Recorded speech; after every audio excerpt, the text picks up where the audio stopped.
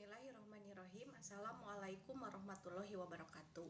Selamat pagi, apa kabarnya? Mudah-mudahan kalian selalu ada dalam keadaan sehat walafiat dan ada dalam lindungan Allah Subhanahu wa taala. Amin ya Allah ya rabbal alamin. Pada kesempatan hari ini, Ibu akan menjelaskan materi mengenai bab 1, yaitu ruang lingkup biologi. Sebagaimana yang telah Ibu instruksikan kemarin, kalian Ibu instruksikan untuk menulis materi kemudian diupload di GCR. Nah, sekarang giliran Ibu untuk menuntaskan janji Ibu, di mana Ibu akan menjelaskan materi yang sudah kalian catat. Langsung saja, biologi. Biologi ini berasal dari bahasa Yunani. Biologi dibagi menjadi dua pecahan kata, yaitu ada bios dan ada logos. Bios artinya adalah hidup, sedangkan logos artinya adalah ilmu. Jadi dapat diartikan biologi itu adalah ilmu yang mempelajari tentang makhluk hidup. Nah, makhluk hidup sendiri itu banyak. Ya, kita biasanya kalau ditanya kan rata-rata orang ditanya ada berapa makhluk hidup, pasti jawabannya rata-rata menjawab 3, yaitu manusia, tumbuhan, dan hewan. Tetapi sebenarnya makhluk hidup itu banyak. Secara garis besar, makhluk hidup itu dibagi menjadi 2 jenis, yaitu ada makroorganisme dan ada mikroorganisme.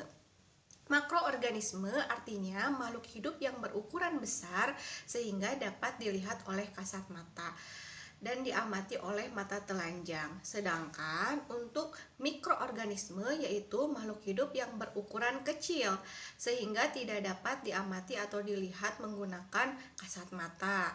Jadi kita memerlukan alat bantuan nih, yaitu mikroskop. Contoh dari makhluk hidup yang berukuran besar diantaranya ada manusia, tumbuhan, hewan. Nah, sedangkan untuk makhluk hidup yang berukuran kecil, contohnya ada bakteri, virus, amuba, plankton, fitoplankton, dan lain sebagainya.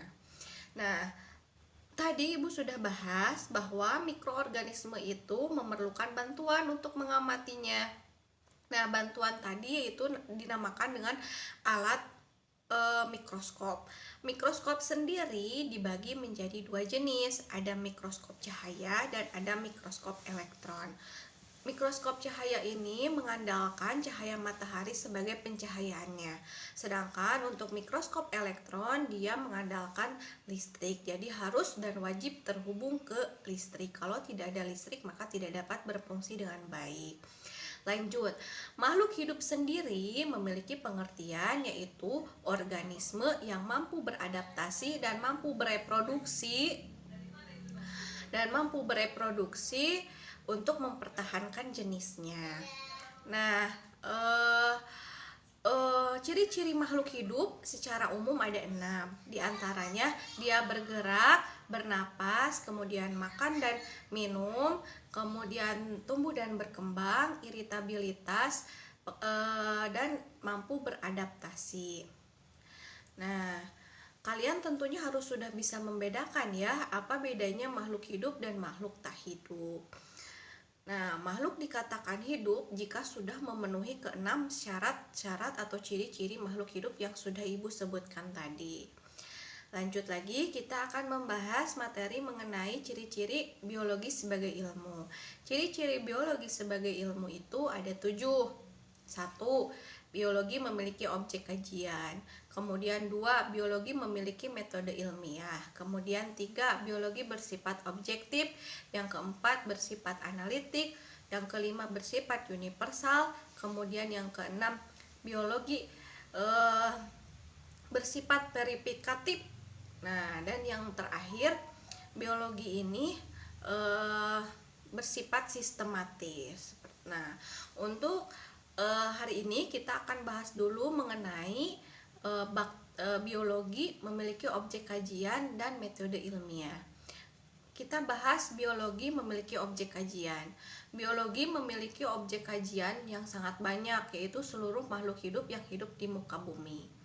Jika diperinci dari yang terkecil sampai yang terbesar, objek kajian biologi itu ada 12. Pertama ada molekul, kemudian yang kedua ada organel sel, kemudian yang ketiga ada sel, yang keempat ada jaringan, yang kelima ada organ, lalu sistem organ, kemudian organisme atau individu, lalu berikutnya ada komunitas, populasi, kemudian komunitas, ekosistem, bioma, dan yang terakhir adalah biosfer.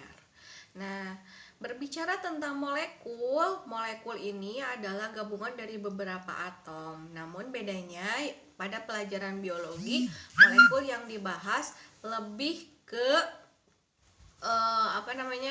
lebih ke zat-zat seperti karbohidrat, protein, dan lemak. Nah, kalian tadi makan gak di rumah sebelum tadi belajar? Kalau kalian makan, apa yang kalian makan? Kalau kalian makan nasi, otomatis nasi tersebut mengandung karbohidrat.